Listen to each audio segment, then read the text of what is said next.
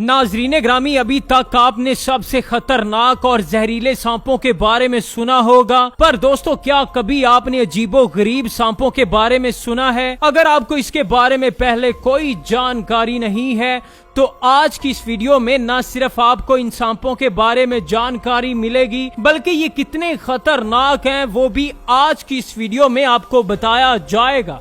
Spider tailed horn wiper.